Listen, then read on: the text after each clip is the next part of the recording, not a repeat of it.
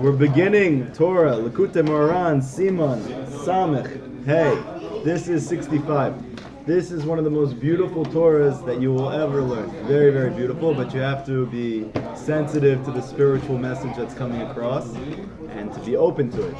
I noticed with the class that we did last time on Bitul and self-nullification and Hipodadut, you guys were very, very connected and very into it. So I was thinking to myself, what's a Torah that we can take that message and expound on it and try to get a deeper insight into what Bitul really is. Because if you came out of that class, you definitely want to do Bitul, but what is Bitul? How do I know if I'm doing Bitul? Self-nullification. Samech. So a big part of this lesson is going to be about self-nullification.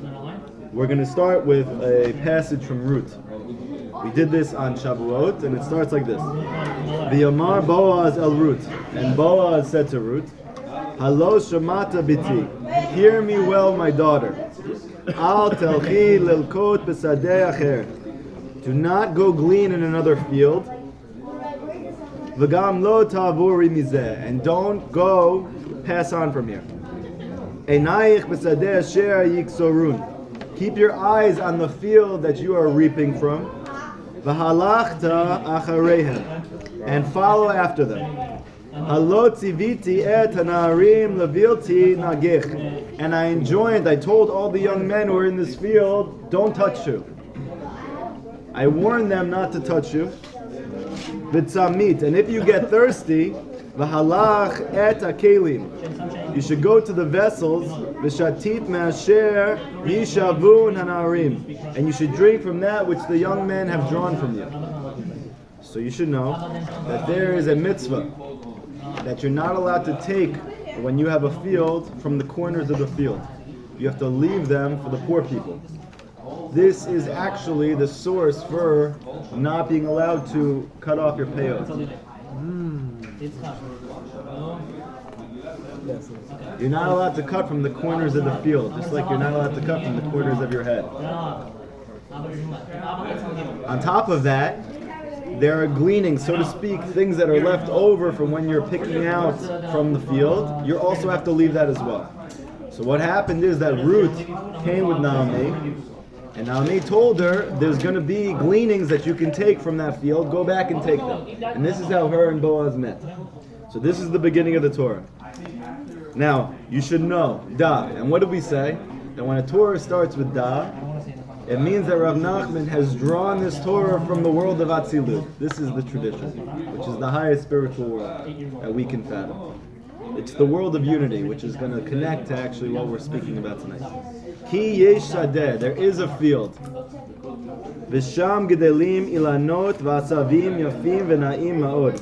It has very beautiful and pleasing trees and plants that grow there. V'godel yakar yafi asadeh v'gedulav efshar lesaper.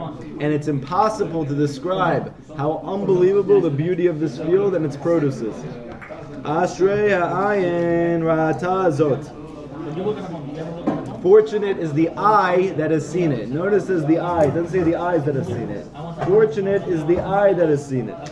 V'ilanot v'asavim, and these trees and the grass, hem bechinot neshamot kedoshot hagedalim sham. They are actually the Jewish souls.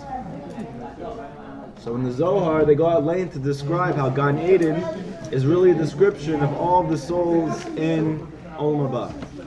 And the trees that are in Gan Eden are the tzaddikim, and the grass that's in the field are the Talmidei Chachamim, and so on and so forth. So he's talking now about this field, and he's alluding to Boaz in the field that he met Ruth in, and that really this field is an analogy for the root of all the Jewish souls, which according to the Zohar is the Shekhinah, right? We are all rooted from the Shekhinah, and according to the Zohar, the field is a code word for the Shekhinah. So when it said that Yitzchak went to go pray in the field, so in a deep way it means he's going to unite with the Shekhinah. This is maybe one of the deeper reasons why Rav Nachman highly suggested that when you go pray Hipodadut, you do it in the field. because the field is synonymous with the Shekhinah, and you want to be praying where the Shekhinah is.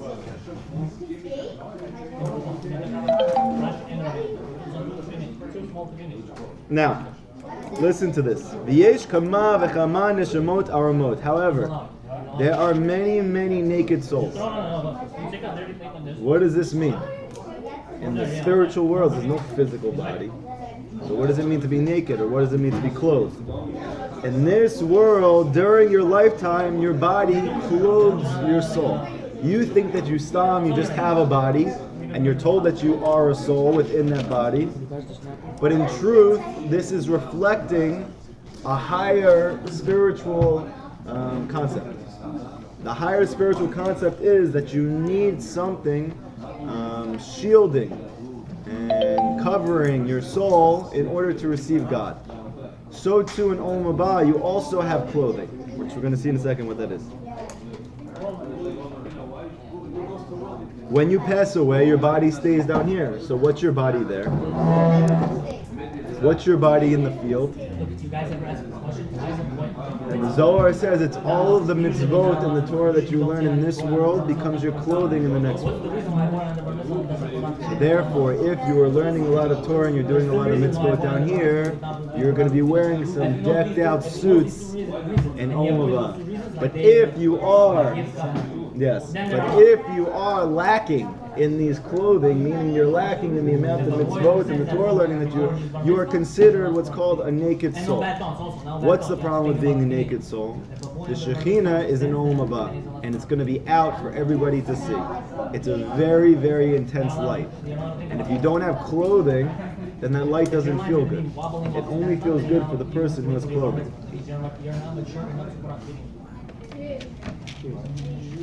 Now, when Adam Rishon wasted seed in the 130 years that he had separated from Chava, what happened to that seed? So if you read the Perush of Breslov on the Haggadah, you see something unbelievable.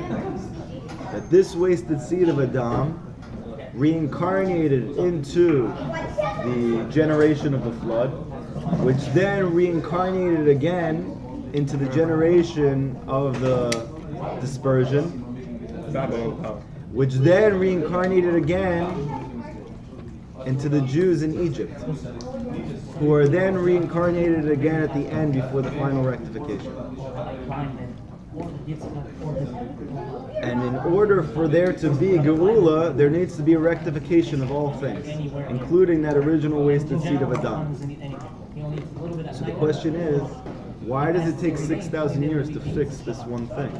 It sounds like a very intense rectification for something which may not have even been on purpose. So the answer is like this. When a person wastes seed, beside it being in Avera, okay, what happens is those souls are born. Many people don't know this. Yes. The wasted seed, those souls that are in that semen are born immediately. However, they don't have a body. And you need a body in order to complete rectification. So what happens to those souls? So in Masechet Eruvin, it talks about how Adam Rishon, that wasted seed, ended up becoming all of the negative spiritual energy in the world, causing all the Jewish people problems in the future. So too, when we waste seed, how many living sperm are in one seed? The answer is millions. According to Rav Nachman, according to the Zohar, every single one of these millions of souls become living entities in the world, and they don't have bodies. And what happens to those souls? They also need rectification, but they have no bodies. So we're going to learn in a moment that there is one figure who is able to rectify these souls, but it takes a lot of work. It takes a lot of work. It's even easier, so to speak, for a person who did wrong in their life and comes back over and over and over again, for them to reach rectification, even if they come back, let's say, as an inanimate object, and then they come back again, which we're going to learn about in a little little bit. They come back again now as grass, and then they come back as a tree, and then they come back as an animal, and they finally come back as a human, and they rectify. That's easier than to rectify the soul that has no body.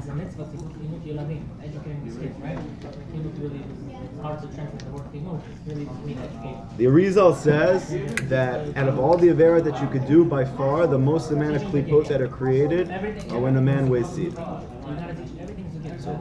See that this is one of the main reasons why Rav Nachman was busy talking about the concept of tikkun with wasting seed. Why? Because who's the one who's left to rectify all of those souls? The tzaddikim. So it wasn't just a matter of him trying to help you, which obviously is his main concern, but who is the one who's left to rectify all of these souls? It's the tzaddikim of the world. So they have to pick up the pieces. So in this field that we said, that all the Jewish souls come from, he's describing this field that there's many beautiful trees, many beautiful pieces of grass, but there's also souls that have no clothing, they're naked. And what are they doing? They are wandering about outside of the field.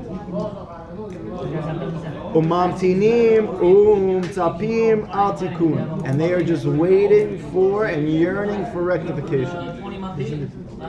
What's that? This is outside of the field. They are on the periphery of the field and they're naked. And they're waiting to come back inside of the field as they're watching their brothers, us, Bezrat Hashem, in the field, wanting to enjoy with us.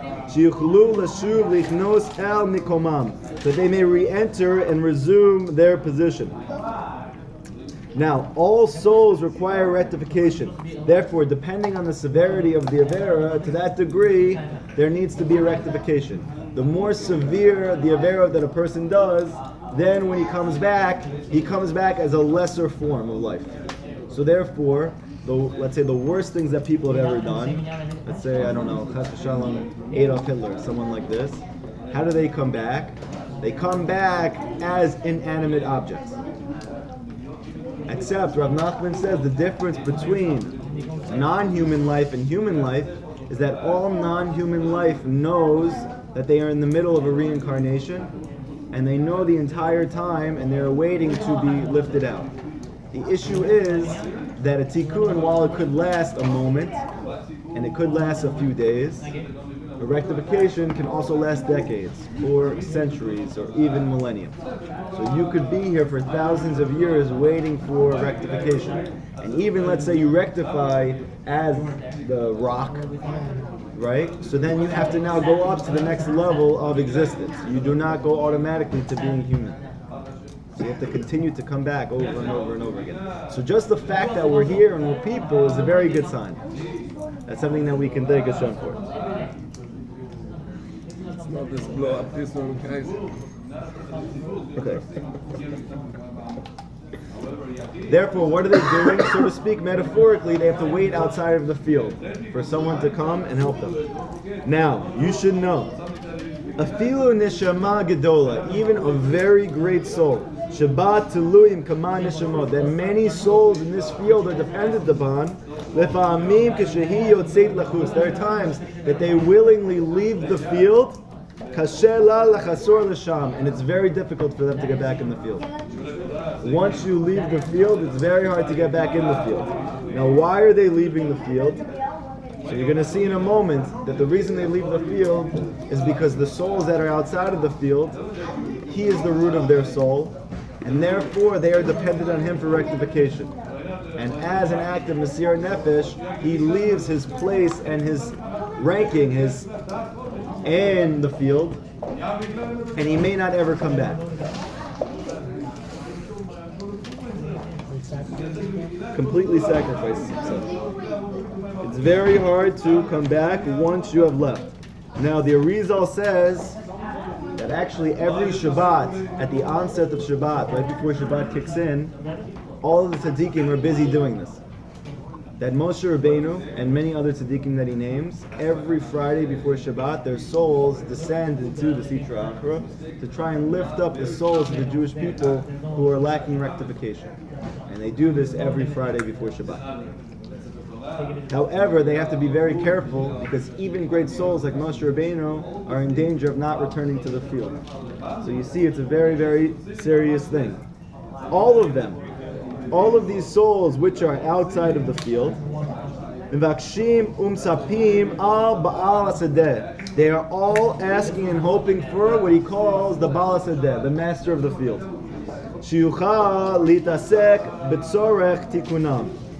Who can involve himself in the necessities for their rectification. And there is a soul. In certain cases, there cannot be a rectification for these souls until a person passes away. This is why they say that sometimes tzaddikim have to pass away in order for there to be dinim that are mitigated for the Jewish people.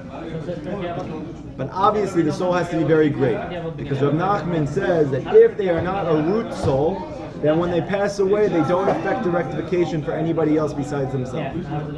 However, when they are a root soul, an encompassing soul, and when they pass away, the Zohar says there is a unity which is drawn down from on high, and this unity always nullifies bad. It always nullifies decrees. So therefore, tzaddikim at times have to pass away in order to rectify these souls. Or it can be done through mitzvot, va'avodah shel echad, or some other avodah. For instance, the Arizal says, what is the number one way in which to rectify these souls, meaning to allow them to come and be born into physical bodies in this world like we have been? And he says the main way is through tefillah. The Arizal says through tefillah and through physical mitzvot. This is the main way to allow those souls outside of the field to come down into this physical world. Which is amazing and very interesting. Why? Because that means that in essence, for us to have to come back down here, so to speak, we also had to have been outside that field. And somebody had to have been praying for us. I remember when I was in Israel the past time I was there, I was told to see a very big tzaddik. His name was the Biali Rebbe. And to go speak to him. And I spoke to him. It was a very interesting conversation. And when I told him about my story and how I was secular and I was an atheist and I was completely far from all of these things, I didn't even know what tefillin was or Shabbat. And now one day I had this awakening, and I told you guys about the shofar that blew, and I heard it, and I became very, very scared. So when he heard the whole thing, and he told me, you should know that your grandmother above was praying very hard for you. And that's the only reason why you had this awakening, and it's an awakening from above. Meaning, so to speak, that through tefillah, I had an awakening. If not for this, I wouldn't come back. Now you're going to see later on, it could be also that the tzaddik, who ends up being the cause of your tshuva, is also behind the scenes working to bring you back. We'll see that in a second. Now, he says, anyone who wants to muster up the courage, anybody who wants to muster the courage to become the master of the field, so it sounds like this is open to all of us. He needs to be very deliberate and very firm. The Gibor Chayal, and he needs to be a very strong warrior. The Chacham, and he needs to be very smart. The Tzaddik Gadol Ma'od, he needs to be a very great tzaddik. Ki tzarich liot adam gadol, he has to be on an exceptionally great level. The Mala Ma'od, very, very high level. Yes, he's emphasizing this a lot. What do you mean physically? Physically smart and everything? Yes. Physically strong and everything? I don't know about physically strong, but he has to be internally strong. Okay. Yes. Very good. So we need to understand why this is.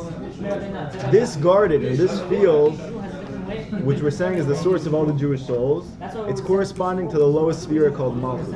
According to the Zohar, according to the Arizal, before our souls come into this world, we must first come to the spiritual womb. The whole reason why there is a womb from the woman who gives birth to a physical soul in this world is because that's actually what happens above first. So there is a womb above. That womb above is called Malchut. And that womb is the field. So therefore we need to first come down into the field from outside of the field and then be born down into this world. Now, Who is the one who's able to cause this to take place? There needs to be someone who's above the field, so to speak. And this is someone who's above Malchut, which is Yesod, which is the Tzaddik. So because the Tzaddik is above the field, because Yesod is above Malchut, he is, so to speak, the master of the field. Yeah, and the planter of the field, and he gives sustenance to the field. The field is the womb, the spiritual womb with which we first have to come through before we come down into this world. And even for us to go into the womb, there has to be mitzvot to tefillah that's done down here first. So you're giving birth to twice. Yes, at least. And there is an individual who can complete the task only with his own death. Yet even for this, he needs to be unbelievably great. Meaning the people who pass away and they cause rectifications because of that, they must be unbelievable tzaddikim to do so. For there are many great individuals, he says, who even if they pass away, it does nothing for anybody else. Only a person who's great and at an exceptionally great level can complete what is necessary during his lifetime. So he's trying to say that in truth, the greatest tzaddik, he is able to complete all rectifications while he's living, not while he's dead, not through his death. But this is the hardest thing to do, because the suffering that he has to go through in his lifetime has to be equal to the deaths that are experienced by the tzaddikim, even while they're living and they continue living. So you see that the suffering that they go through has to be very, very, very great. The Arizal says that the Christians, they are very connected to this concept, which is brought down by Yeshaya, of the suffering servant, which they link to Yeshka. Yeah, that he has to suffer for all of us. The truth is, there's a source for this, and the Arizal says that in truth, this person is not Yeshka. He is a person though, and it's Moshe Rabbeinu. That Moshe Rabbeinu has to come down 120 times and suffer for the sins of the Jewish people. So in your lifetime, the tzaddik himself has to go through many, many, many difficulties. And that's part of the reason why you see many tzaddikim, they suffer tremendously. Well, we saw that Rav Nachman passed away at a very young age, and he suffered tremendously in his young life. So the reason, this is because he has to go through tremendous suffering and hardship. Yet by virtue of his greatness and exalted level, he is able to overcome everything. He is not intimidated by the suffering and hardship, but instead, he's only focused on the purpose, to tend to the field. That's it. His only focus in his life is to help the Jewish people. That's it. He's not focused on his pain and suffering whatsoever. I told you the story about Rav Nachman, that he had tuberculosis, and he was throwing up blood in his room, and his students saw him, and they were crying hysterically, and they couldn't take it, and they left. They came back in, and he said to them, "Why did you guys leave? I was about to give you the most beautiful Torah lesson you could ever imagine." Meaning he wasn't even focused on the fact that he was spitting up blood. He was only focused on his students. So you see that this is obviously a very high level.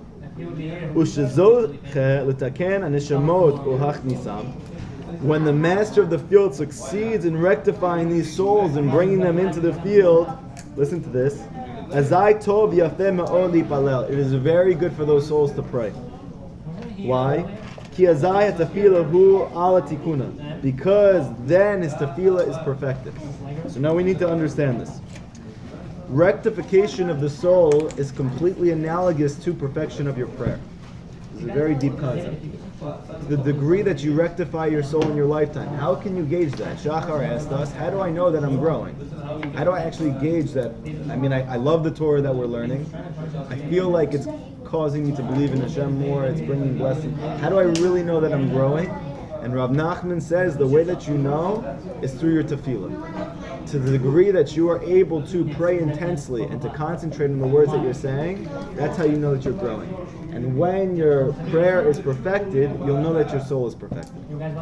So, yeah, all prayer. Personal and miyamidah. So it's going to come up in a moment. So therefore, what's the main task of the tzaddik? What's the main task of Likutey Moharan? It is to get you to perfect your prayer. And now we can go back and we can understand why is Rav Nachman so busy and obsessed with the person praying Hitbodedut, the words, concentration, praying with fervor. And the answer is because he knows that by rectifying your tefillah, you rectify everything. Because like David says, I need tefillah, I am prayer. Because your soul is your prayer. Therefore, when you're praying and you're hearing the words that you're saying, then your soul is hearing your essence. Yeah. You're going to see in a second what that means.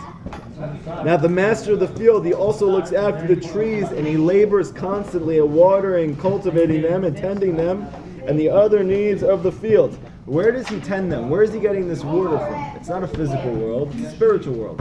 The answer is, there is a very high sphere called Chokhmah. And this Chokhmah is corresponding to wells. You'll notice that Yitzchak is in the field and he's always digging out the wells. That's his whole life. Avraham Avinu, we notice, what is he doing? He's bringing in Gerim, he's bringing in converts.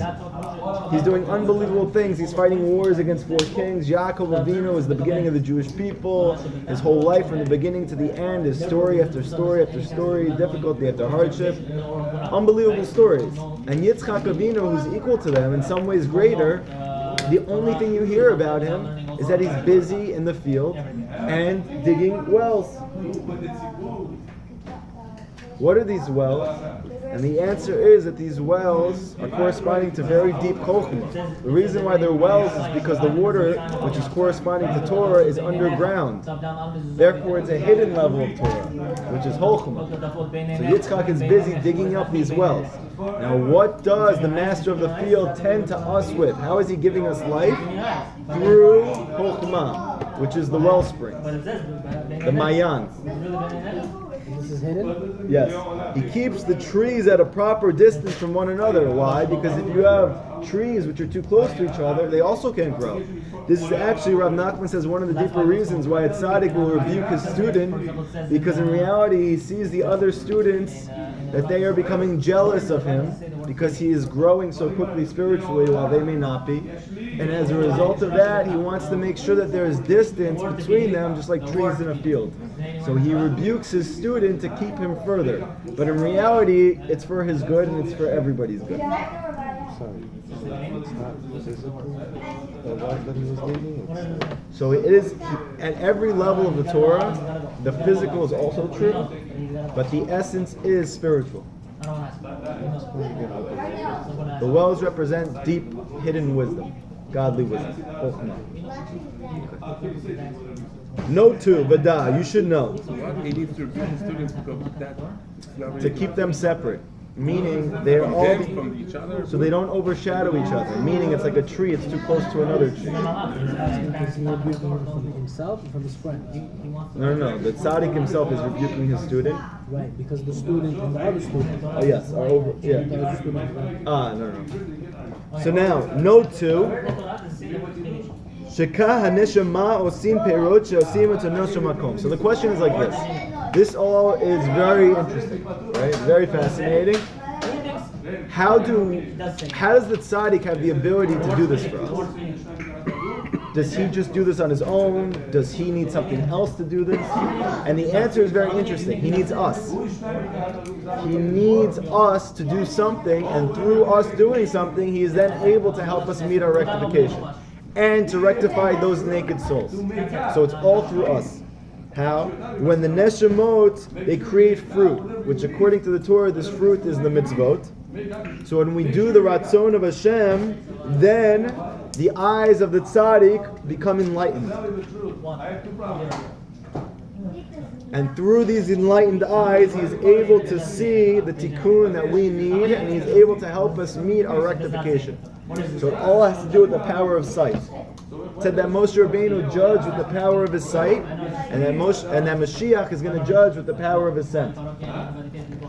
But you see that there's a very deep concept of sight. Chokhmah. To be able to see what somebody's rectification is. Where does he get that from? It's by you doing the mitzvot and following his advice. So therefore, when we do the advice of Rabbeinu, or when you follow the advice of a tzaddik, you actually give him the ability to rectify you.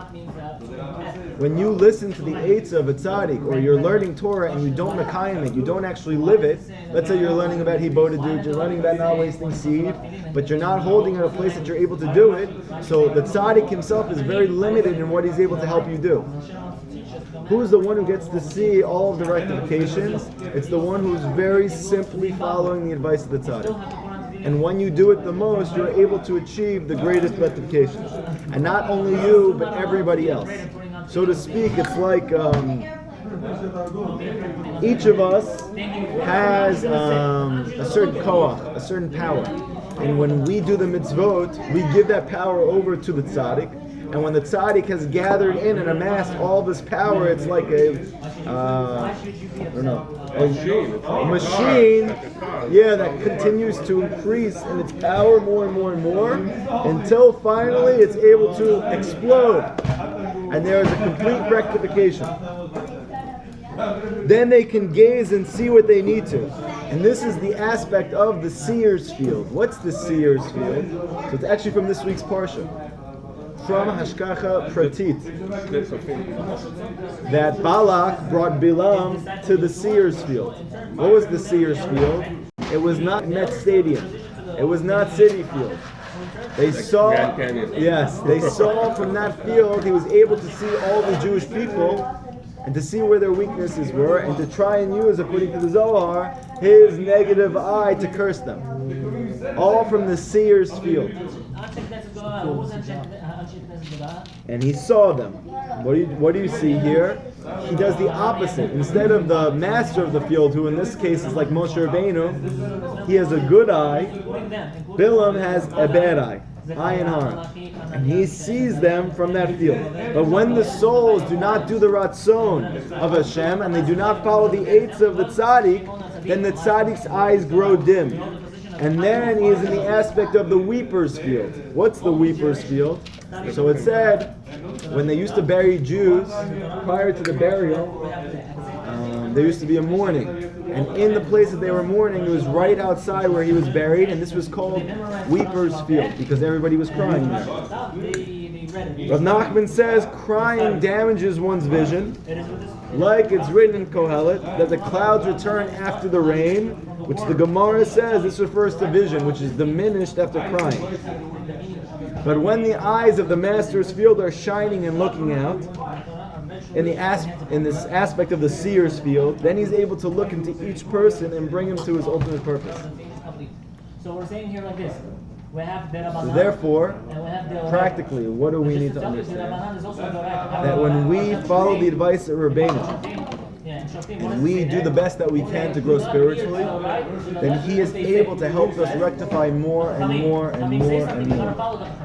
So you do your part, and he's able to do his part. And the Gemara says that when a person has passed away, he's able to rectify more than when he's alive. And you notice he says the eyes. What do we say in the final bracha, which is symbolic of the peace that we're going to have when Mashiach comes? At the end of that bracha in the Amidah, what do we say? Yeah, shalom. Blesses his people. Yes. But prior to that, what do we describe? We describe that in Hashem's eyes, in your eyes, that you should decide to bless us. It's very specific terminology. Why in your eyes?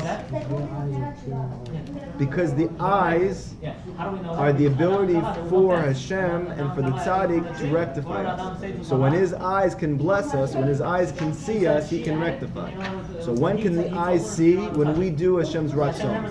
So this whole blessing of peace can only come when we rectify ourselves. This is why there was yes. Yeah, so to speak, where his vision. They're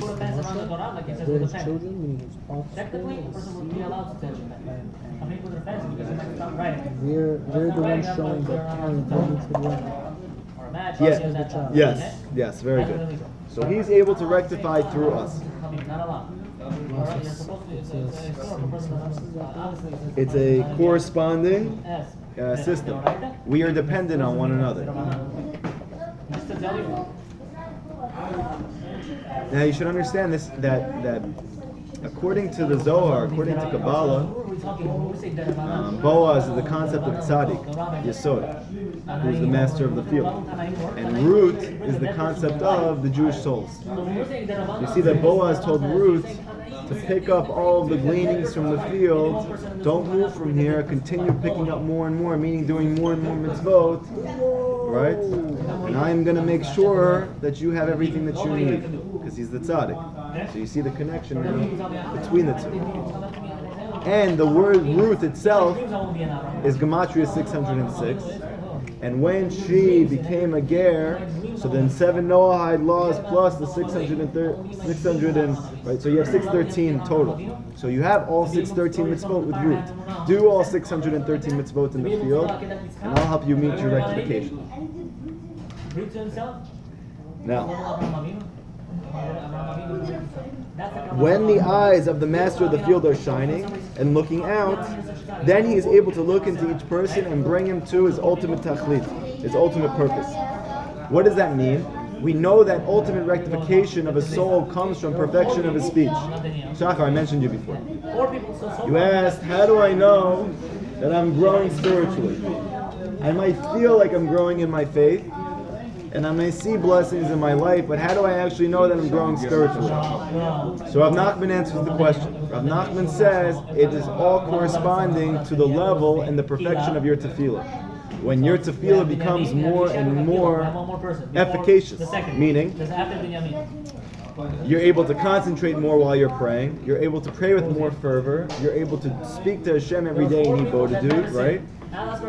So as a result of this is the perfection of your soul. So you're able to know through your tefillah. When your tefillah is weak, when you're not able to concentrate, when you're easily distracted, when you're not able to pray with fire, so this is hinting to a lacking in the person's neshama. So that's the dinim and the lacking in the neshama are synonymous. But when a person... What's happening? Sometimes the whole purpose of Beinoni or whatever it is like to have the fight, to go back. Yeah, no. So no, we're not saying you shouldn't be in this place. You're supposed to be in this place. But we're saying that ultimately, what is the tzaddik trying to bring to you?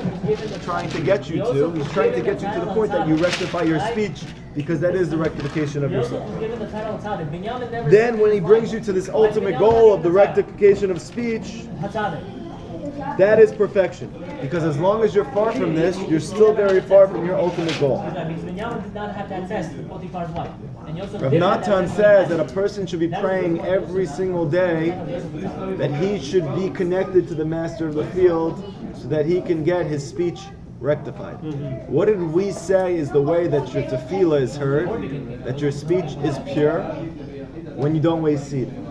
And who is the only person who's capable of bringing you to a point that you are not wasting seed anymore? It's the tzaddik. So you see that he's able to rectify your speech by getting you not to waste seed anymore.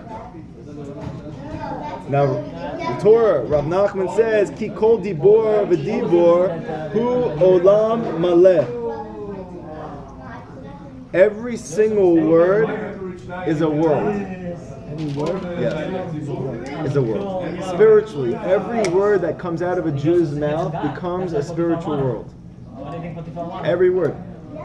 And it's not just brought down by the Hasidic masters, it's also brought down by Rav Chaim of Volozhin in Nefesh HaChaim, his masterpiece, based on the Torah of the Vilna Gaon. He says that all of the words of the Jew are created into worlds, and they either create worlds or they destroy worlds, all corresponding to the word. And where do we learn this from? Hashem. Hashem spoke the world into existence. So too, we create and destroy worlds through our word. And every single dibur is a world in and of itself. In fact, the word davar means word, but it also means davar, a thing, meaning an entity into and of itself. Yeah, it is the thing, and it's a word. Davar, it's all one. Now when a person stands up to pray and he recites the words of the prayer, so listen to this very beautiful imagery. He is gathering beautiful buds, and not the buds that you guys are used to gathering, different types of bud, okay? He is gathering buds and reciting words of tefillot, and he's gathering buds, flowers, and blossoms like someone who's walking in a field, and he's picking up one flower at a time until he makes another, and he has another flower, and then he makes a bouquet, and then he picks more and more one by one until he takes multiple bouquets and he turns them into one beautiful bouquet. And so he goes on picking and gathering more and more until he has one beautiful, lovely bouquet. He says every time that you come to pray, and he's specifically referring to the Amidah, this is exactly what you're doing. You are creating a beautiful bouquet with every word that you say, and every word that you say is a world in and of itself. This is likewise true of prayer. A person goes from letter to letter until several letters are joined together and form one single word. That's like a bouquet of flowers. And he does the same for the second word. And then these two words are joined and he has a new bouquet. And he goes on gathering more and more until he completes one bracha. And now it's one beautiful bouquet. And now he moves on to the next. And so on and so forth. Gathering more and more and more from Avot to Gevura to Kedusha. These are all the brachot and the Amidah. And he goes on further and further. And he says, Rav Nachman says, who can talk about the greatness of the gleanings and the gatherings that a person makes through the words of his prayers? Nachman's trying to say there's no way for me to convey to you the power of your prayer. What type of beautiful rectifications you're doing when you pray, and how many worlds that you're giving birth to. Nachman or Rav Chaim Volozhin? Rav Nachman. Yeah. I was just bringing up the fact that Rav Chaim Volozhin says that you create and destroy worlds. It sounded very like one of Rabbeinu's stories. And when speech emerges, where is it coming from? What is the primary source of your speech? It's your soul. Very good. Came from your soul. See this? The primary source of a person's speech comes from his soul. Do you guys have good names? Where do we see this? How do we know this is not just poetic imagery? How do we know that really words of a Jew come from his soul and they're not coming from his mind? They're not coming from his heart, they're coming from Mamish, his soul. And the answer is that when Hashem created man, so it says about Adam that he was a speaking spirit. And he breathed the soul into him. And we said that the concept of smell or breathing has to do with tefillah as well. So you see here that the essence of man is that he speaks. Meaning, what separates human soul from animal soul, from other souls, it's not our level of intelligence. It's our level of speech. I'm not talking about scientifically, I'm talking about spiritually. Spiritually, what lifts us above and beyond is our speech. And your speech is a reflection and manifestation of your soul. This is what it means when it says man became a living soul, which Targum Onkelos says it means he became a speaking spirit. The utterance emerges and is heard by his ears, like it says in Masechet Brachot. Your ears hear what you are bringing forth from your mouth. Thus, what happens is the words come out of your mouth, and the words, Rav Nachman says, they beg your soul not to part from it. And as soon as the first letter emerges, such as the letter Bet of Baruch in the first bracha in the Amidah, it begs and implores your soul not to let go of it. And he gives this conversation that the words are having with your soul. You like that? Shachar came back just for that. Consider the great bond. Yeah, you did? Good. And see what you're missing out on? Consider the great bond and the love between us. How can you separate yourself? I'm going to explain, by the way, where he's getting this from. How can you separate yourself from me? You see my precious beauty. You see my radiance, my magnificence, and my splendor. How can you tear yourself away and leave me? True, you have to move on and you need to gather additional valuable treasures and great delights, but how can you part from and forget me? At least see to it that wherever you go to, you don't forget me and you don't separate from me. So we need to understand what's going on right now. He's saying that this is what happens when the words come out of your mouth. They are, so to speak, they are begging your soul not to let go of it. What is the connection between speech and the soul? So the main union which we're trying to effect in this world is between Malchut and Zer Enpin. Between Nukva and Zer Enpin. Between Yaakov and Rachel. Rachel is your speech. And Yaakov is your soul. That means that the words that come out of your mouth, they are Rachel. And they are begging Yaakov not to let go. That's the union. That's the whole purpose of praying with Kavanah. Because Kavanah has to do with the soul. So therefore, when you're paying attention to the words that you're saying, you are connecting the words and your soul, and this is the whole purpose of your life. This is the ultimate unity. So too, the letter Reish of the word Baruch, it begs the soul in the same exact way, and all the more so when you finish the entire word. Then the whole word begs and pleads and caresses and embraces the soul, don't leave me. In fact, a person has to recite many more words and numerous more blessings and passages before he even concludes his one prayer. Yet the words keep him from moving on and forgetting them. Therefore, the rule is he needs to make his prayer one. And this is going to be the essence of our lesson. Dibur Echa, very good, beautiful.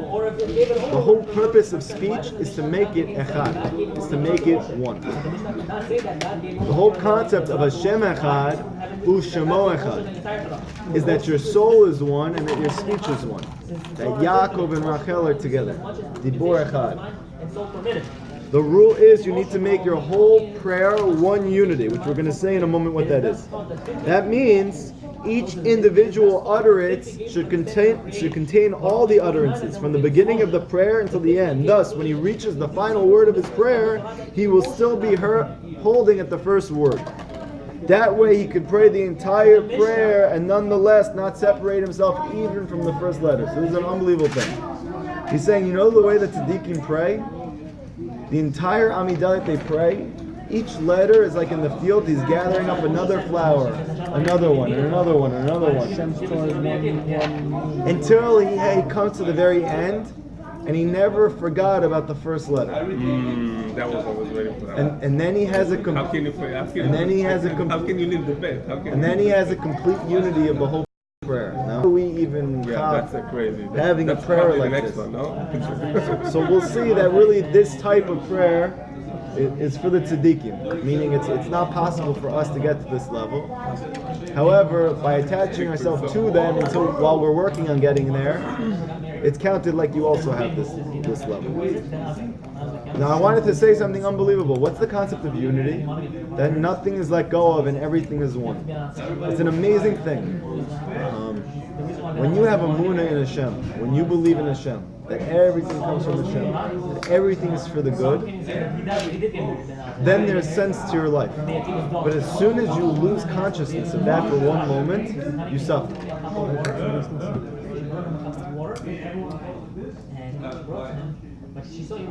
It's like a puzzle, right? When you have a border to the puzzle, then you can put the pieces in. It's not overwhelming to you. It's difficult, it's challenging, but you're able to do it. But when you don't have the border, you're not even able to begin. There's a beautiful midrash. It's very, very deep. I remember the first time I heard it, I was crying very much. And I had a very big epiphany at this point in my life. I was coming from my Rebbe, Reb Walken, and he was explaining there's a midrash. I remember everybody who heard this at this point was silent. Because for whatever reason, it was affecting everybody. Kind of like the Torah we learned last week on Bittul. The Malachim saw what would happen with Rabbi Akiva and the 10 martyrs. And even though they usually just follow Hashem's word, they saw it and they couldn't take it. And they said to Hashem, how are you making people suffer like this? These people literally, mamash, did exactly what you wanted them to do. They gave themselves over to you completely. They did your word. How is this the reward for their life? How can you do this to them? And Hashem said back to them, be quiet. I'm going to start the whole world over again. So the simple understanding is that Hashem, so to speak, is angry and frustrated with the Malachim for even speaking up. And he's saying, I'm so angry, I'm going to start the whole world over again. However, this doesn't really make sense. Why Hashem gets angry like this? It's slow to anger, and it sounds like... He started it over again? He says, I'm going to start the whole world over again. Because the Malachim said, why are you doing this to the Jewish people? Why are you doing this to people who are suffering? He started it, or if you're going to keep on talking? No, meaning, yeah, keep going, and I'm going to start the whole world over again. Oh, so he didn't? He did it. Okay. Sounds like a threat. However, my Rebbe said something unbelievable. Said something beautiful. Saying on a deeper level, he's not mad at them. He's telling them very calmly, no, you don't understand. Were you with me since the beginning? No? So let me start the whole world over again, and I'll bring you with me to the very beginning. And you can watch every step along the way, and then you can understand why even this is good. But until then, you have no idea what you're talking about. So, therefore, we see a very deep connection. You can only know something is good when you know it's wrong. One. One. You hear what I'm saying? Goodness is oneness. Therefore, when you're able to chop that everything is one, you don't suffer. But when you are in the world of separation, that you think that you are a separate entity living in a world with a separate existence, with not a purpose from the beginning until the very end, that Adam Rishon doesn't lead to Abraham, it doesn't lead to Yaakov, it doesn't lead to Moshe Rabbeinu and Tzaddikim, and it doesn't lead 2,000 years later to you and your life, and that it's not all directly being coordinated and organized and orchestrated by Hashem, then you fall into despair and you suffer. But as long as you know that every single thing is one, just like the prayer. Why am I telling you this? Because it reminds me of the prayer. That from the beginning to the end, what is the tzaddik doing? What is Hashem doing? He's not letting go of a single letter. He's taking another letter and he's bringing it back to the first letter. He's taking a third letter and he's bringing it back to the first two letters. Meaning he's bringing everything back to one. There is no distance. There's no separation. Everything is one. And now listen to what Rav Nachman says, because this is going to prove what I'm saying. V'da, you should know. Bechinat zo, this concept that I'm talking about. Hayuna bechinat echad. This is the concept of unity, of oneness. Zehu bechinat tachlit. And this is the goal of your life. This is the whole goal of your life, is to come to this understanding that everything is one. Where do you see this in your tefillah? That's why he's saying, how does a person know if they're growing spiritually? If they get to the point that they're able to make oneness out of their tefillah. Because the goal of their life is oneness. Like it says in Zechariah, what is the days of Mashiach? Bayom Ahu, in those days, yeah, Hashem echad, Hashem echad. That Hashem will be one, and His name will be one. So the Gemara says, what do you mean? Hashem's not one now? And the answer is, now on the bad we say Baruch Dayan Emet, and on the good we say Tov U'Meiti, but in the future we're only going to say Tov U'Meiti. But in truth, what's the difference then? The answer is, now we lack da'at. Because we lack da'at, we say that anything is bad. However, Rav Nachman says that if you were to understand truthfully that everything was good, you wouldn't have nothing to say Baruch Dayan Emet.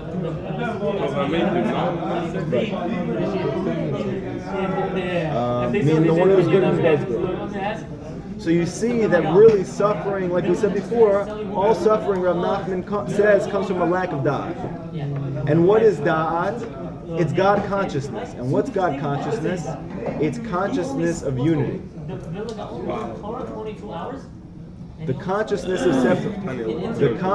of separation is the other side. The consciousness of godliness is unity. The more unity that you are able to grasp in your life, the more you're connected to God. The peace that you come to in your life is the unity that you get by connecting yourself to Hashem. In the time to come, but we're only going to say the one who is good and who does good. Why? We see from this, Rav Nachman says, that oneness is the ultimate goal. And it's also entirely good. Since the ultimate good is entirely good. Meaning what? That even Rav Nachman says all the troubles in your life, all the suffering in your life, all the evil that falls on you in your life, God forbid, says if you focus on the ultimate purpose, then you're going to surely see that there's no bad at all, but actually great good. Certainly Hashem intentionally sends all the suffering for your benefit, whether to remind you to do tshuva, or He's cleansing you of your averot. If so, the suffering itself is very beneficial, because God's intention in doing it is only for the good. So therefore, when you are able to understand that everything that happens in your life, whether it's good or it's bad, is for the same exact reason. It's to bring you to the end, that ultimate goodness, then it's good. But when you disassociate yourself from that understanding, when you remove yourself from that understanding that it's bringing you to a destination, and you think that this thing that's happening is just not happening to you, you suffer. Why are you suffering? Because your consciousness is going into exile. You are separating the middle from the end, from the beginning. Suffering comes when you separate the beginning, the middle, and the end. But when you unite the beginning, the middle, and the end, meaning you take your suffering and you trace it to the future, and you say, this is only to bring me there, you don't suffer anymore. Thus we see that whatever suffering a person experiences in his life, chas v'shalom, if he focuses on the ultimate purpose, which is God's intention in doing it, which we know is to bring you to Olam Haba, which is only good, he will not experience it as suffering at all. On the contrary, he's going to be filled with joy as a result of the abundant good that comes from focusing on this ultimate purpose of his suffering. For the ultimate purpose is entirely good. I'll give you an example, which is obviously a very weak example, but it's the first one that comes to my mind. I was doing Hippolytus a few months ago, and I was out in a field. And while I was sitting down, which happens to me from time to time, my legs go dead. Because I'm sitting on my legs for an hour. Close my eyes. My legs went completely dead. So in the past, you know how you get like the prickly feeling in your legs, and it's like a really uncomfortable feeling. There's but you're waking up in the numbness. It's like a really weird feeling. So I was like rolling around on the floor like a crazy person, trying to wake up my legs, but I couldn't move my legs to sit on them or to stand, so I had no choice but to continue rolling around the floor. And I had to get up, and I had to come, I don't know if I had to come back home or I had to teach a class, I think I did with. And I was thinking about this type of Torah. I said to myself, you know what? This is only happening because this is going to bring me to the ultimate good. It's an unbelievable thing to have. And in that moment, if I didn't look crazy enough, I began smiling from ear to ear. I'm only rolling around the floor like an idiot because this is the best possible thing that could be happening to me. Why? Not because this feels good, but because it's bringing me to the ultimate. You always have to keep this in mind. I'm suffering right now. Why? I can't find a wife. I can't have kids. I have no peace with my wife. I have no love with my wife. My children are not listening to me. I have health issues, physical issues, spiritual issues. Now when you look at it as an isolated incident, you suffer. Not because the incident itself causes you to suffer, but because you have separated the middle from the end. You hear what I'm saying? It's very deep. But when you connect it to the end, and you understand this is only happening to bring you to the end, you've made a unity, and the unity is good, and that makes you happy. All the downfalls that happen to people. Very good. Rav Nachman says at the moment that a person feels pain and suffering in their life, it's only because their da'at has removed momentarily. And as soon as your da'at returns and you gain consciousness again of the unity, you don't suffer. So we're going to talk about that. So you said you need to be proficient going down as well. We're going to talk about it. Uve emet, in truth, ein shum ra ba'olam. There is no bad in the world. Rak kulo tov. Everything is actually good. Not because the thing in and of itself is good, but because it brings you to good. You know what I'm saying? Depression doesn't even exist. It's not the suffering, the physical suffering, the emotional suffering that's good. That's not good. But because it brings you to the good, it is good. When a boxer, he's training in the boxing ring, and he's getting beat up by his manager, right? So that's not good. But when he knows that that's only to make him a very good boxer, so that he can make a lot of money and be proficient in his profession, it is good.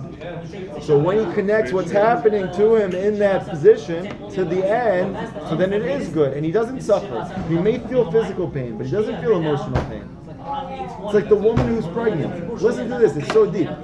The woman who's pregnant, she doesn't suffer emotional pain, she just suffers physical pain. Why is she suffering emotional pain? She's always connecting what's happening now to the end. She's always connecting what's happening now to the fact that she's ultimately going to give birth. And because of that, she doesn't suffer. But if she forgot for one moment that this is going to lead to a birth, she would go into complete despair over her pregnancy. It's because she's constantly connecting the beginning, the middle, to the end. She's acknowledging the unity of her life. The pain a person nonetheless experiences because of the suffering, Chas v'sholom, is only because his da'at, his awareness, is taken from him, so that he's unable to focus on the ultimate purpose, which is entirely good. It is then that he feels the pain and torment of his own suffering. For when he possesses awareness and he focuses on the ultimate purpose, he does not feel the pain of the suffering whatsoever. Thus, you can understand something which is inexplicable. Listen to this, unbelievable. Why is the instinctive human response to experiencing severe pain, Chas v'shalom, for example, he says, even when a person's limbs are being amputated, is that your eyes shut, close, tight. Why is that the response to physical pain? Why don't your ears close up? Why don't your nostrils flare? Why are your eyes closing tightly? Why is that the response to physical pain? It's actually though it's from the chokhmah. He says, we know that when a person wants to look at something very far from him, he has to squint. Because the squinting strengthens his vision and allows him to be able to see something that's very far and make a unity with it. He contracts and he contracts and it's unbelievable, right? He contracts and he narrows his vision. It says empirically, you can see this. He narrows his vision in order to focus on the faraway object he wants to see. This is because this is based on the Kabbalah. Vision, your eyes, are the mind's attendant and emissary for bringing the observed object into the brain. So to speak, you have the brain, the mind is like the king, and his main servant is the eyeball. And he causes the eyeball to shoot out vision and to bring back in what he sees, because it's unbelievable. How does vision work? Even science, we know this, but according to the Zohar, we knew this 2,000 years ago. There's different elements to sight. You don't just see what's in front of you. You know what you're doing is, your sight is hitting the object that you see, and it's ricocheting back into your mind. Therefore, when you don't see something very far, it's because you're not able to hit that object and have it ricochet back to you. Darkness, when you can't see, it gives you pain, right? For the essence of looking is da'at. What did it say about Adam and Chava after they ate from the tree of da'at? It said that their eyes opened. Their eyes opened. And Rashi says, what does that mean? It means they gained wisdom. Because the eyes opening have to do with chokhmah. For the essence of oneness is in awareness, which is in knowing the object being observed. Knowledge is in the mind. But how do you get the knowledge in the mind? By seeing. Thus, when the mind wishes to know an object in its sight, it sends forth its vision, which goes and sees the object and brings it back brain. Then the person knows what he's looking at. This is why when an object passes in front of you quickly, you see it, but it does not register in your brain because you didn't have sufficient time to bring the object into your brain and have the object ricochet off the sight back into your mind.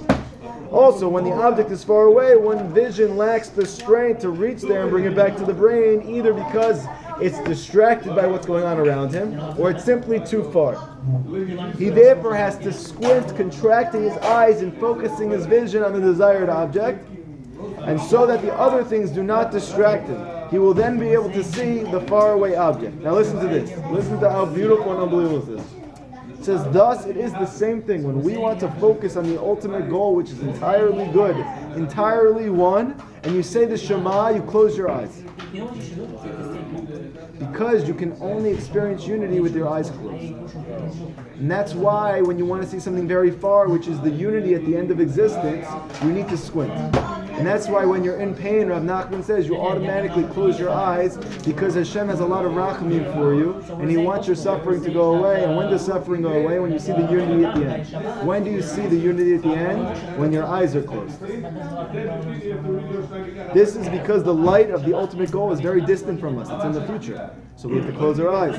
And the only way for you to see it is by closing your eyes. And that's why the Zohar, which Rav Nachman brings, which is the goal of Likutey Moharan, is to make you to be like the beautiful maiden with no eyes. Right? The Zohar says the beautiful maiden who has no eyes. So we learn that it's not Mama, she has no eyes, it's that her eyes are always closed. That's her beauty. That's her beauty. She closes her eyes to what's happening because this is the world of life. It is completely separated in and of itself, and that's what Amunah is. Amunah kicks in when you close your eyes. And the persons whose eyes are completely closed to what's happening to them now, they experience complete peace in their life. Yes, that's exactly what it means. We're going to say this. This is the whole concept of bitul. That's the reason why I picked the Torah. I wanted to teach you what the essence of bitul is. And what is bitul? It's when you nullify your physical existence so that you can experience the oneness of your life. And that happens when you close your eyes. He has to close them completely and keep them shut tightly And Rav Natan said when Rav Nachman taught this lesson, he graphically took his finger and squeezed his eyeball. He said, you may even have to squeeze your eye like this to the world. Then you're going to be able to focus on the ultimate goal. Why was he so graphically trying to show them this? To make a very, very important point. This world is sheker. How are you going to be able to achieve your purpose in your life? You must close your eyes. But your instinct is to open them again. Rav Nachman says, take your finger and squeeze your eyeball shut. Squeeze it out.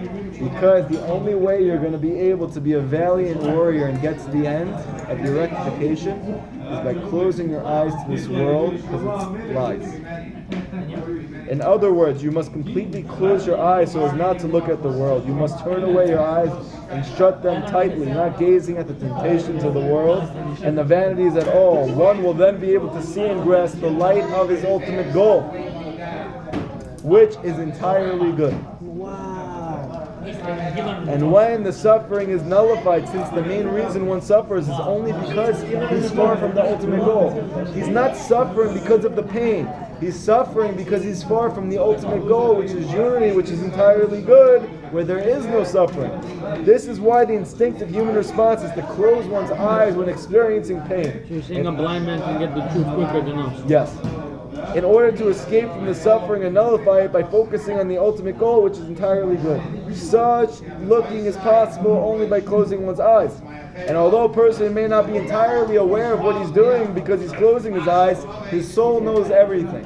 Like it says in Masechet Megillah, when we're talking about Daniel and Chagai and Zachariah and Malachi, it said that Daniel was frightened because he saw a very deep vision. It says that the three prophets also were frightened, but they did not see what he saw.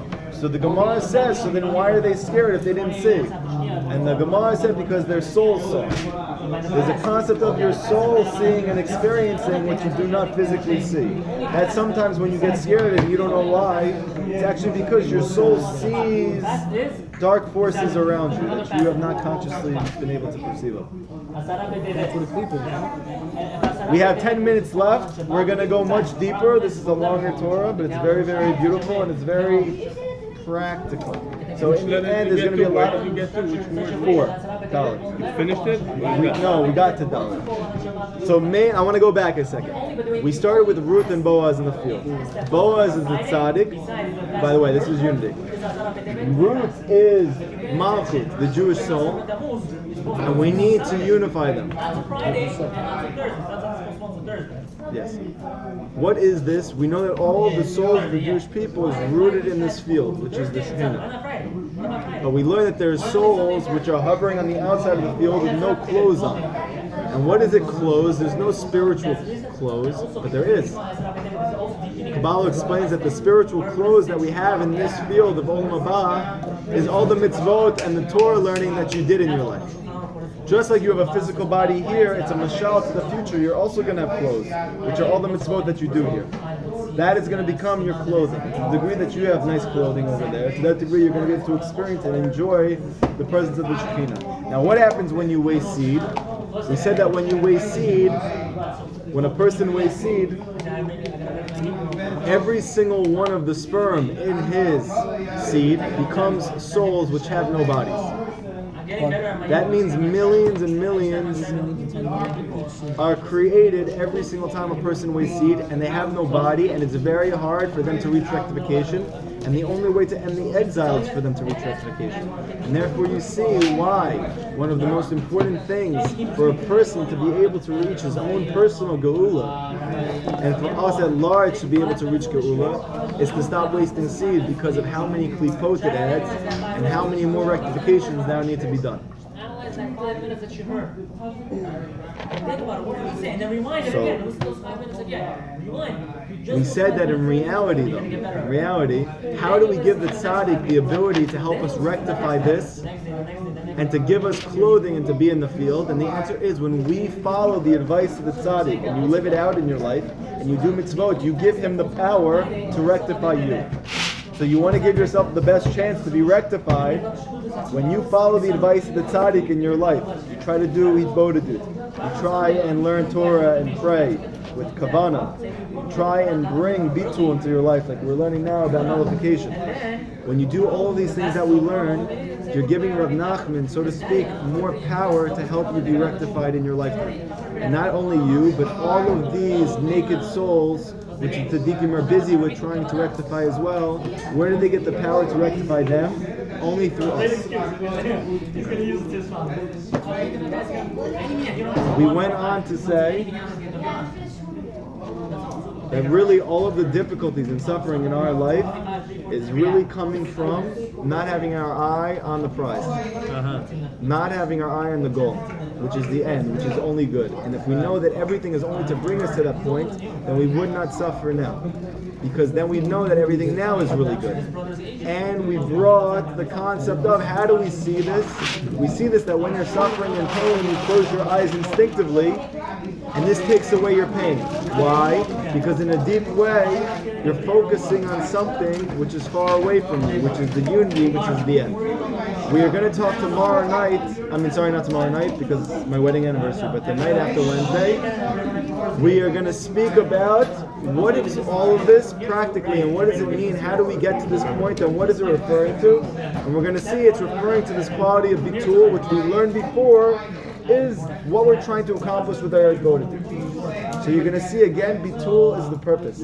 When you come to bitul, then you nullify your perspective of reality, your perspective of separation, and you come to the unity of God, and then you have da'at, and this is the complete rectification of your life. Questions? Okay. This is, I'm going to give like too many questions. It's within one question. So in the beginning, You're going to make a unity of it. Exactly. We're going to make it a one. So in the beginning of the shir, you mentioned that learning Torah and doing mitzvot, right? It's our spiritual clothing, and as much as we accumulate, that's what we place in the hierarchy or whatever. That's right? whether you're going to have Janko clothing or you're going to have... Exactly. Jomeh. My question is like this. Does hitbodedut contribute to those spiritual clothing? And if it does, would Torah and mitzvahs be more than hitbodedut, or would it be on the same level, or would it be less? All on the same level, all corresponding. But there are things that you can do in hitbodedut you can't do in learning and practice, and that is bitul. So we're going to see that the essence of this lesson, Rav Nachman says elsewhere, we learned last week, can't be accomplished except through hitbodedut. You can't get bitul without. I said, but do those contribute to the spiritual clothing? Yes, very much so. It's the highest level.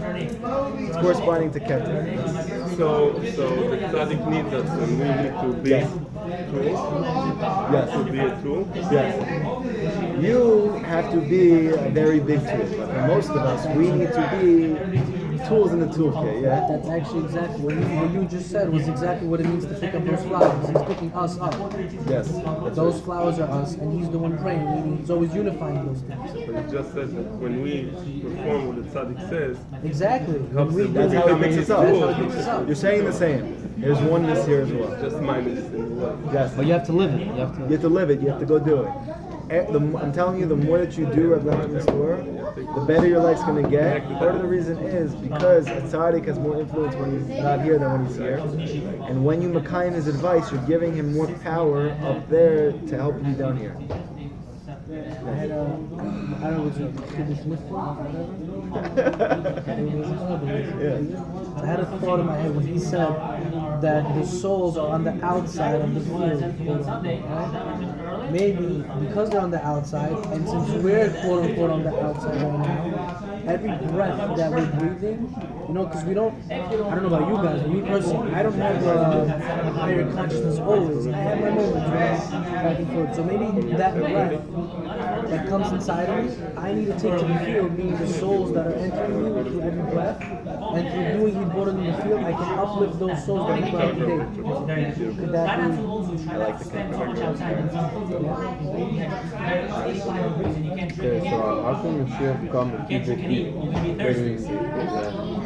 And the answer is that Mashiach either comes because we do what we need to do, or we leave.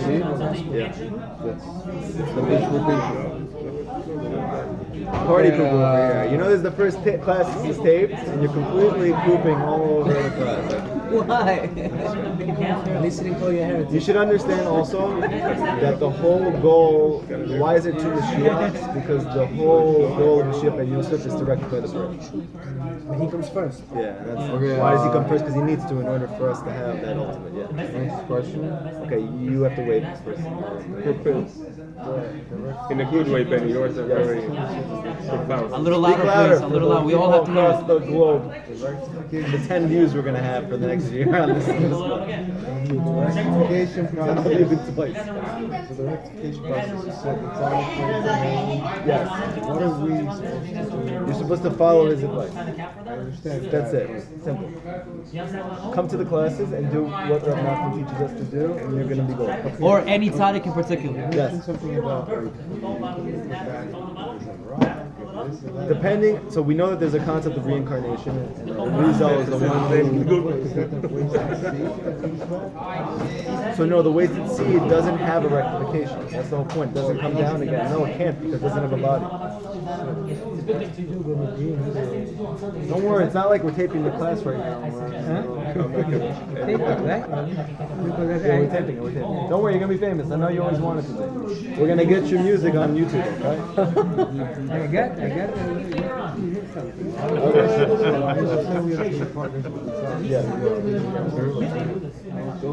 Guys, listen.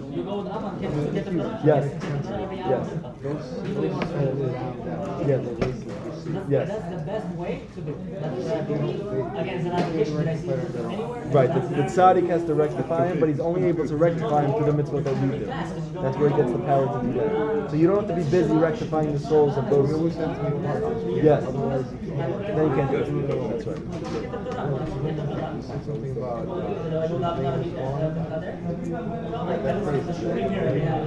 Oh, Hashem is one, his name is one. A little louder, please. related to something. Ah, yeah. So Yud K Vav K is corresponding to the soul of man, and the name is corresponding to speech. So I was trying to make a connection that Hashem was one and His name is one. It's like when you're praying and you hear the words of your prayer, your speech, it's like your speech is one, and Yud K Vav K, your soul is one. What do the words represent? The words represent His name. His name is the word. Yes. Your speech is the words. That's the name. And you, which is one. You're making them one. How are you making them one? By connecting them. This is what it means to have kavanah lev, to have intention when you pray. Beautiful, right? You clapped it? It is very deep. Yeah, it's very, very deep. Yeah. Benny. Levi, did you have a question? You look very unhappy from this class. There's 4 stages. He raised his hand first. You want to ask a question? Okay, go. Ask him a question? Quick. Inanimate object, so it's This year, obligation or whatever. there's no week long. Yes. The reason why Shabbat is Sunday. You mentioned that we have to close our eyes and that will get to our destination, quote unquote. That'll help us get to our destination. Right. What about a blind person? He's closed himself from the physical world, right? So does that mean he nullified whatever we're trying to nullify and get to? So in some aspect he's further along, but the issue is he doesn't have the same Yitzhahara that we're going to have. Let's see. Also, Nachman said that we have to close our eyes to the point where we should kind of like squish our eyeballs, but isn't Tsar something that it doesn't like help us? It doesn't help us serve Hashem and kind of, To squeeze your eyeballs. yeah, it's Tsar, It hurts to like this. It's not about making Oh, not completely, just put It's it a concept. It's a concept of don't be distracted by what's going on in your life. So you have no idea what's going on. From the beginning until the end, there's something taking place. So just keep doing your thing. Do what you need to do. Don't be held bound by the fact you had a fight, you had an argument, you had an issue at work, you got fired, This is all part of a very gigantic plan. And if you were able to cop it, you'd be happy. But because we can't, we suffer. So just close your eyes and keep moving. So, whenever, Why are your eyes open? whenever the ten like tzaddikim were being massacred by the Romans, right? Whenever the angels asked God, why are you doing this? Why didn't he say, look at the future? Why did he say, like, look at the past? He's trying to make a point that in truth a person can only appreciate that Hashem is good when he knows everything from the beginning to the end. But every time we have something in our class, and we say, oh, you want to be happy? You say, look for Draw the from the future. future. Yes, why do you say that to them? Saying it's the same concept. Because we're not able to go back to the beginning and see every step that Hashem did. So Or we're able to Because the know the angels future. know the future Or also. we're able to know the future because the prophets told us what it's going to be like. It'd be the same for them. But also the They angels. too can't go back in time. But the You angels were should there know for a the lot of angel- it. the They were angels, there like- for a long Not time. for everything. It's the same thing. They were there for thousands I of have years. like an easier answer. Okay. That most of the time the angels know the future. Like they see the with Hashem, they know there's Olam HaNetzach, they see the Shabbat, they see the ending, kind of like in a way. So they saw the ending and still they asked them, if the ending is like this, why does this have to happen in order to get there? Right? Is there a better way? That's why he said, yeah, you need to know the beginning as well. Quick mini question. Does that make Last sense? question. Quick. So you know how you mentioned the whole Yashka thing Yes. with how he sacrificed himself? So does that mean only a tzaddik would sacrifice himself for the generation, or whatever Yashka did was kind of right? So Yashka is a whole separate conversation which we don't have time to discuss. But the tzaddikim, they suffer for the Jewish people, yes. Okay, I want to make an announcement. Is there going to be a class tomorrow? Or most going to be a class? Tomorrow there's going to be a class. Rav Moshe is going to take over. I'm going to talk to him. There's a piece of like, I don't know, you want to He's a learn beautiful Rabbeinu teacher, he's a specifically? beautiful soul. There's a piece You're of gonna gain Tanya a lot that's going from to it. touch everything. If you came tonight, I definitely suggest that you come tomorrow night. And It's going to be fire. we'll do Wednesday night as well, okay? So Wednesday night we're going to learn about Bitul, and we're going to bring together all these amazing concepts. I know it's very deep right now. We're going to try to simplify it as time goes on and bring it down practically into our life.